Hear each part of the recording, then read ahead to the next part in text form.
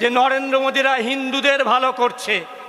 নরেন্দ্র মোদীরা হিন্দুদের ভালো করছে না, সবচেয়ে বেশি বিহারের ডিটেনশন ক্যাম্পে এনআরসি করে যে 19 লক্ষ লোকের নাম বাদ দিয়েছে, তার মধ্যে 14 লক্ষ হিন্দু মানুষ। ফলে ভারতবর্ষের ইতিহাসে এত হিন্দু ধর্ম বিদ্বেষী, এত হিন্দু ধর্ম বিরোধী সরকার কোনোদিন আসেনি। আরএসএস সংঘ পরিবার সেই মৌলিক অধিকার কেড়ে নিতে চাইছে, সংবিধানকে বাতিল করে দিতে চাইছে।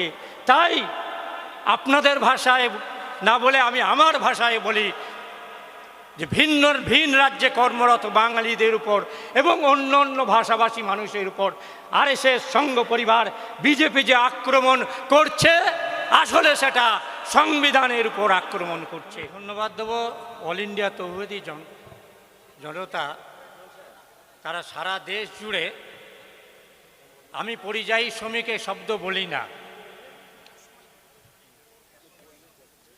ভিন্ন রাজ্যে কর্মরত যারা পরিযায়ী শ্রমিক, এই শব্দটা আমাদের রাজ্যের যিনি চিফ সেক্রেটারি, তাকে কি আমরা পরিযায়ী আইএএস অফিসার বলি? ও আইএএস অফিসার বলে। আমাদের রাজ্যের যিনি ডিজি, মুখ্যমন্ত্রী যাকে নিয়ে ঘুরছেন উত্তরবঙ্গে, রাজীব কুমার কি পশ্চিমবাংলার মানুষ? আমরা কি তাকে পরিযায়ী আইপিএস বলি? ও লেখাপড়া জানা লোক হলে তারা ঘরের মানুষ, আর শ্রমিকের কাজ করতে, বিল্ডিং তৈরি করতে, জরির কাজ করতে যারা বাইরে যাবে তারা তখন হয়ে গেল মাইগ্রেট, মানে তারা হয়ে গেলেন পরিযায়ী শ্রমিক।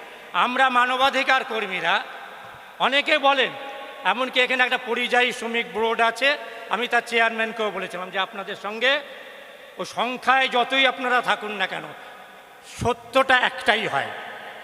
ফলে আমরা আপনাদের সঙ্গে একমত নই। আমরা বলি ভিন রাজ্যে কর্মরত, এই পরিযায়ী শব্দটার মধ্যেই লুকিয়ে আছে অন্য একটা মানে।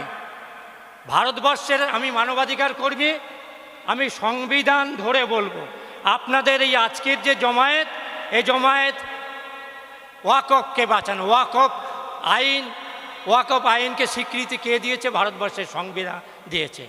আসলে আরএসএস সংঘ পরিবার বিজেপি, তারা ভারতবর্ষের সংবিধান মানে না। ভারতবর্ষের সংবিধানে মৌলিক অধিকারে অধিকার পাল্টানো যায় না।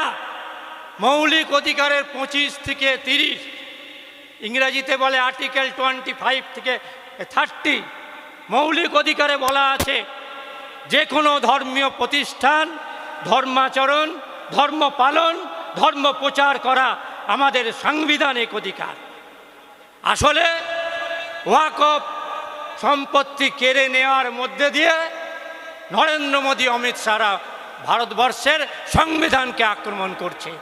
আর তৌহিদি জনতা এবং আপনারা ভারতবর্ষের সংবিধানকে রক্ষা করতে আজকে এই কঠিন পরিস্থিতিতে গরমের মধ্যে ঘন্টার পর ঘন্টা দাঁড়িয়ে আছেন ভারতবর্ষের সংবিধানকে বাঁচানোর জন্য।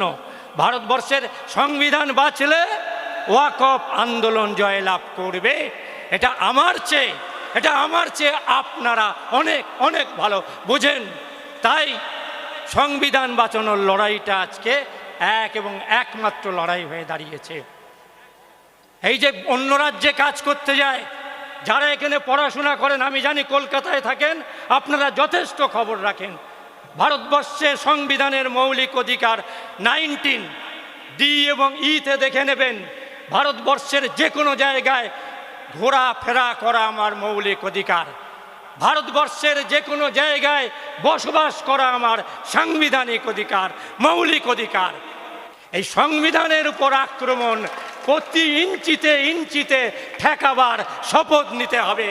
তাহলেই ওয়াকফ বাঁচবে, তাহলেই আপনার ভিন রাজ্যে যারা কাজ করতে যায় বাংলার মানুষ, তারা নিরাপত্তা পাবেন। সময় অল্প, আমি আজকের যে ব্যথা বলে না, দাঁতটা ব্যথা, জিভটা বারবার করে দেখবেন সেখানেই চলে যায়। আজকে এসআইআর নিয়ে আমায় বলবার জন্য হাসিবুর সাহেব বলেছিলেন, এসআইআরে কি হবে আজকে আর গবেষণা নয়, বিহারে হয়েছে, পরিষ্কার বোঝা গেছে বিহারে অ্যাডাল্ট মানে বয়স্ক মানুষের সংখ্যা, ভোট দেবার মানুষের সংখ্যা 8,20,00,000।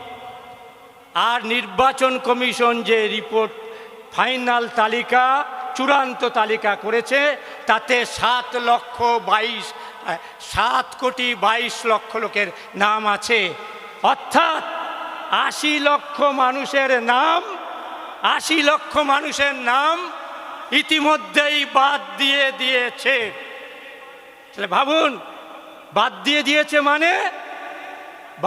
দিয়েছে মানে তাদের নাগরিকত্ব প্রশ্নচিহ্নের সম্মুখীন হয়েছে। আমি আপনাদের বলি, 2-3টে উদাহরণ দেব। বিহারে ঢাকা বলে একটা বিধানসভা কেন্দ্র, বিজেপি 80,000 মুসলিমের নামে অভিযোগ দায়ের করেছে ইলেকশন কমিশনে যে এই 80,000-এর নাম কেটে দিতে হবে। বিজেপি রাজ্য দপ্তর থেকে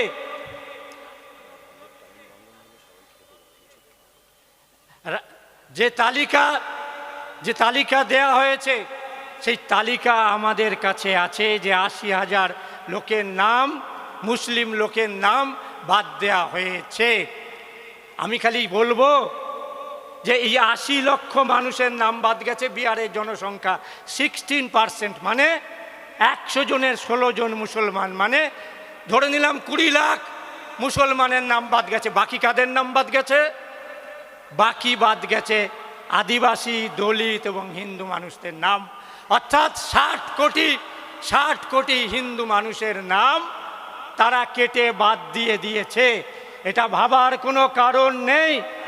তাই আজকে শপথ নিতে হবে, এসআইআরের বিরুদ্ধে সচেতন হতে হবে এবং আমাদের বিশ্বাস ভারতবর্ষের সংবিধানের জয় এবং নরেন্দ্র মোদীদের পরাজয়, দুটোই সুনিশ্চিত।